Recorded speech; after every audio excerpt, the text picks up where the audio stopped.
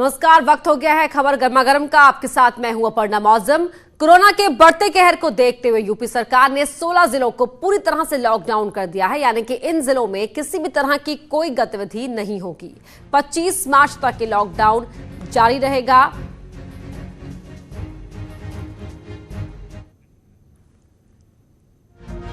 अरे हाँ, कंटिन्यू मुझे वो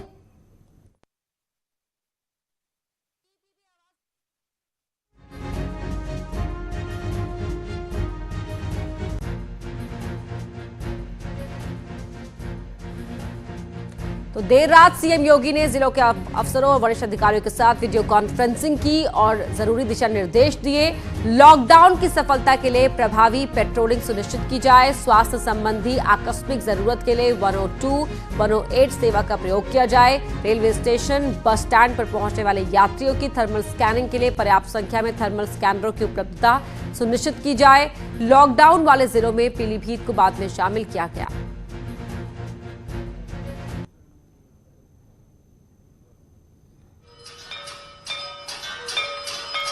तो ये शाम 5 बजे की तस्वीरें हैं, जब मुख्यमंत्री योगी ने यहां पर घंटा बजाया और पीएम मोदी के आह्वान पर देश की जनता ने भी घंटा बजाया, थाली बजाई, शंखनाद किया, ताली बजाई और उसमें वीआईपीज भी शामिल रहे और प्रदेश के मुख्यमंत्री योगी आदित्यनाथ भी शामिल रहे। पहले 15 जिले लॉकडाउन करने की खबर आई। ये जिले आपकी टीवी स्क्रीन पर उनके नाम आप देख सकते हैं: प्रयागराज, गोरखपुर, सहारनपुर, लखनऊ, आगरा, नोएडा।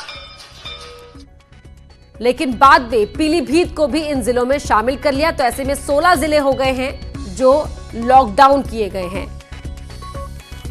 गाजियाबाद, मुरादाबाद, वाराणसी, आजमगढ़, कानपुर, मेरठ।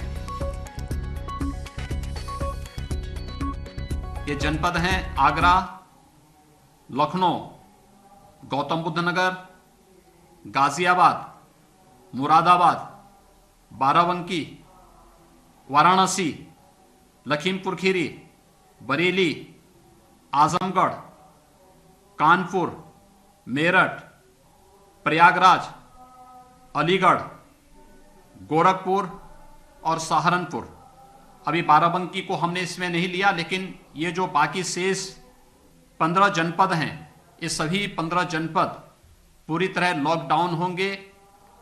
मेरे इन सभी 15 जनपदों के सभी नागरिकों से अपील होगी कि वे कहीं बाहर न निकले, किसी भी कार्य के लिए अनावश्यक भीड़ न लगाएं, कहीं भी सार्वजनिक स्थान पर न जाएं, क्योंकि वे उस स्टेज पे खड़े हैं कि थोड़ी सी लापरवाही नुकसानदायक हो सकती है। इन शहरों के लिए योगी सरकार ने खास व्यवस्था की है, यानी कि लोगों को अगर खाने पीने की समस्या होती है तो 112 नंबर पर फोन कर सूचना देने पर सुविधाएं मिलेंगी, जबकि स्वास्थ्य सेवाओं के लिए लोग 108 नंबर पर फोन कर मदद ले पाएंगे। 25 मार्च तक रोडवेज की बसेस बंद रहेंगी। सरकार ने इंटरस्टेट कनेक्टिविटी को भी बंद कर दिया है। अगर किसी को कोई संदेह हो या कहीं पर कोई व्यक्ति को लगता है कि उसको कोई आवश्यकता, इमरजेंसी में किसी भी प्रकार की आवश्यकता हो, तो आप पीआरबी 112 को संपर्क करेंगे, या फिर अगर उन्हें स्वास्थ्य संबंधी कोई समस्या हो, हमने डायल फ्री नंबर जारी किए हैं। इसके अलावा डायल 108 और 102 के साथ साथ हमारा एडवांस लाइफ सपोर्ट एम्बुलेंसेस भी हर जनपद में जनता की सुविधा के लिए सदैव तत्पर रहेंगे।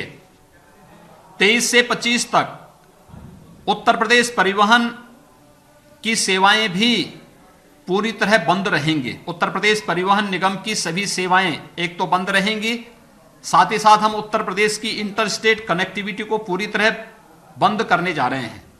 उत्तर प्रदेश से कोई भी बस सेवा न नेपाल के लिए जाएगी, न बिहार के लिए, न झारखंड के लिए, न मध्य प्रदेश के लिए, नहीं हम इसको राजस्थान, हरियाणा या दिल्ली के लिए कहीं के लिए भी नहीं होगी। यानी इंटरस्टेट कनेक्टिविटी भी हमारी पूरी तरह बंद हो जाएगी। लॉकडाउन के दौरान सिर्फ जरूरी सुविधाएं ही खुली रहेंगी। तो ऐसे में आपके लिए भी ये जानना बेहद जरूरी है कि आखिर लॉकडाउन है क्या और इस लॉकडाउन के दौरान आप क्या कर सकते हैं और क्या नहीं कर सकते हैं।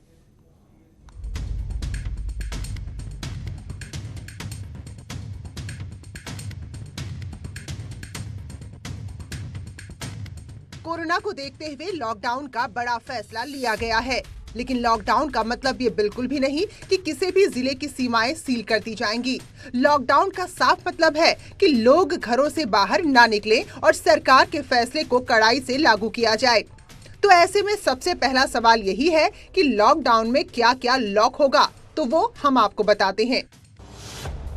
सभी बसों का संचालन बंद होगा। कोई भी टैक्सी सड़क पर नहीं चलेगी। होटल, रेस्टोरेंट, जिम, क्लब भी बंद रहेंगे। स्कूल, कॉलेज, ऑफिस भी बंद होंगे। ट्रेनों का संचालन भी पूरी तरह बंद रहेगा। सभी को अपने अपने घरों में रहना होगा। सड़क पर निकलने पर पूरी तरह से पाबंदी होगी। लॉकडाउन कराने को पुलिस तैनात होगी।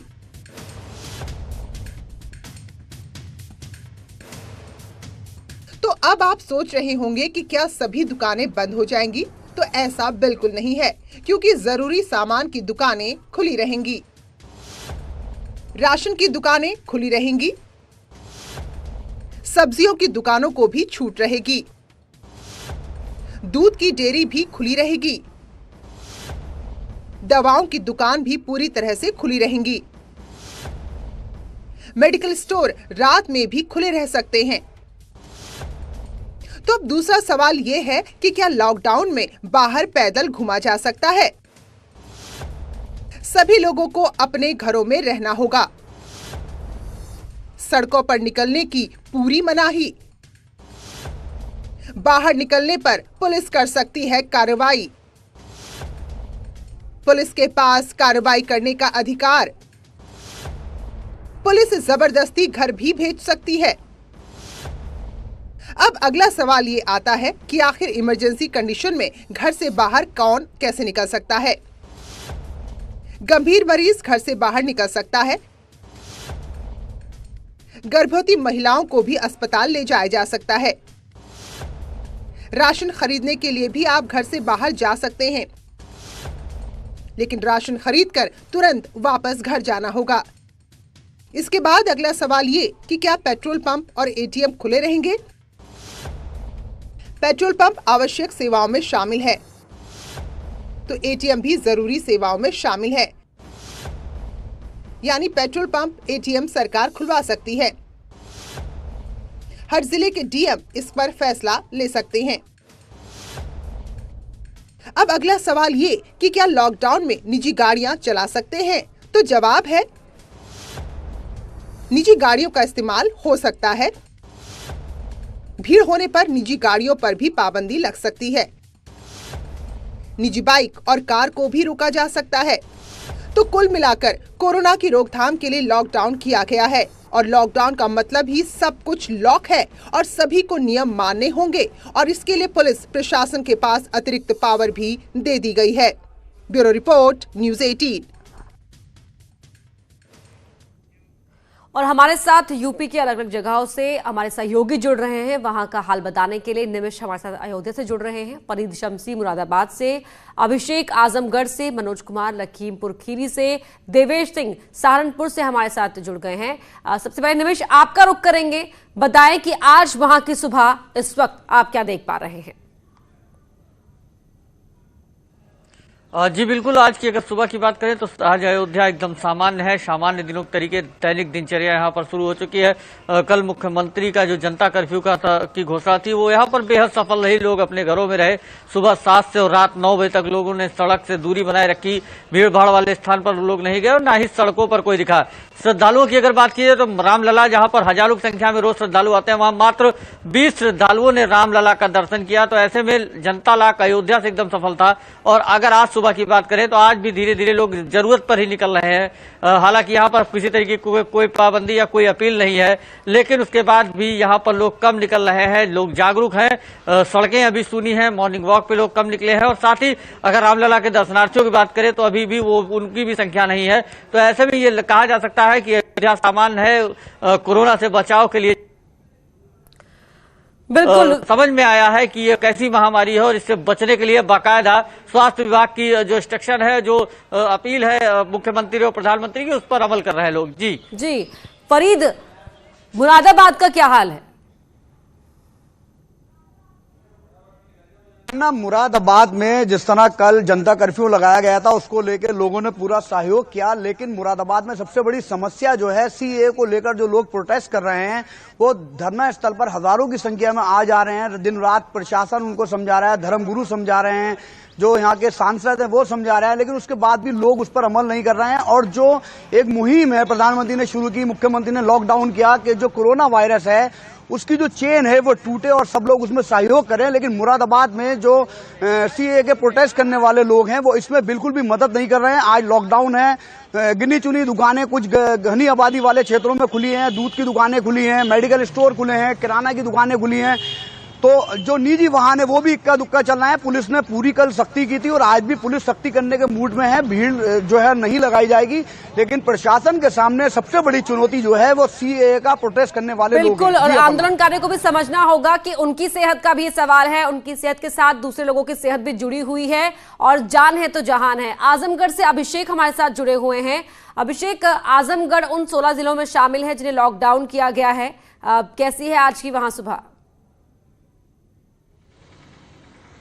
जी अपर्णा, बिल्कुल आपको बता दें आजमगढ़ में जनता कर्फ्यू की जो स्थिति कल थी वो स्थिति आज भी बनी हुई है। अभी भी आप सड़कों पर देख सकती हैं सन्नाटा पसरा हुआ। इस वक्त हम सबसे भीड़ भाड़ वाले इलाके रोडवेज पर खड़े हैं। यहाँ पर आप देख सकती हैं सड़कों पर सन्नाटा पसरा हुआ है। लोग अभी भी अपने घर में कैद हैं। प्रशासन के मुस्तैदी और सीएम योगी की फरमान को लोग यहाँ पर काफी अच्छी तरीके से लोग समर्थन दे रहे हैं। साफ तौर पर यहाँ के लोगों का कहना है कि सीएम योगी आदित्यनाथ के फरमानों का हम पालन करेंगे, क्योंकि ये लोगों से जुड़ी हुई बातें हैं। आपको बता दें यहाँ पर जो रोडवेज परिवहन विभाग है उसको भी पूरी तरीके से लॉकडाउन कर दिया गया है। अगर सिर्फ और सिर्फ यहाँ पर दूध, राशन और स्वास्थ्य महकमा ही अलर्ट पर है जो कि खुले रहेंगे, बाकी सभी लोगों को बंद करने के आदेश दे दिए गए हैं। साथ ही साथ जो छोटे मोटे दुकान है उनको भी बंद करने का आदेश दिया। तो कुल मिलाकर के सड़कों पर आप देख सकती है सन्नाटा पसरा हुआ है और प्रशासन का साफ तौर पे आदेश है कि किसी भी तरीके से किसी भी दुकानों को खोला नहीं जाएगा और सभी दुकानें बंद रहेंगी। अपर्णा,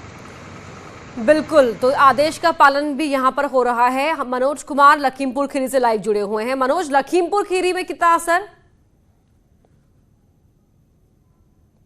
आपको बताना चाहूँगा, लखीमपुर खीरी में 22 तारीख के देश के प्रधानमंत्री मोदी जी के आह्वान के बाद लोग घरों से नहीं निकले, पूरी तरीके से लखीमपुर में बंद रहा। लोग यहाँ के लखीमपुर में लोग कोरोना वायरस से लड़ना चाहते हैं, कोरोना वायरस से बचना चाहते हैं, जिसके चलते लखीमपुर खीरी पूरी तरीके से लॉकडाउन है। और सबसे बड़ा लखीमपुर खीरी में एक पॉजिटिव मरीज मिला था, उसके बाद से लखीमपुर की खीरी के लोग काफ़ी एहतियात बरत रहे हैं। प्रशासन भी पूरी तरीके से मुस्तैद है।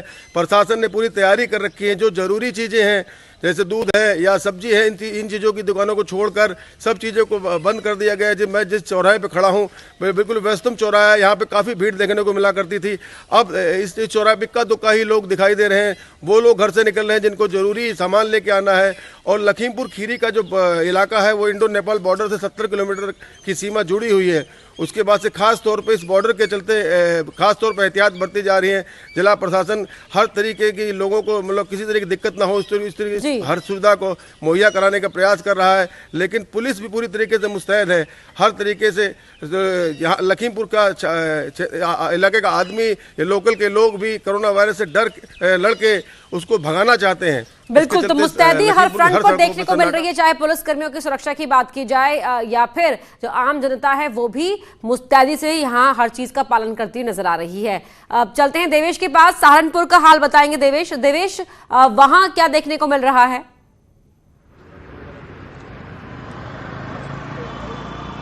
अपर्णा, मैं आपको बताना चाहूँगा कल 22 तारीख को जनता कर्फ्यू पूरी तरह सफल रहा। यहाँ पर पूरी तरह सहारनपुर जैसे आज लॉकडाउन किया है उसी प्रकार से सहारनपुर कल भी बंद था। और यहाँ पर चाहे मुस्लिम बहुल इलाके हों चाहे हिंदू इलाके हों, सभी जगह ये लॉकडाउन जो है पूरी तरह सफल रहा।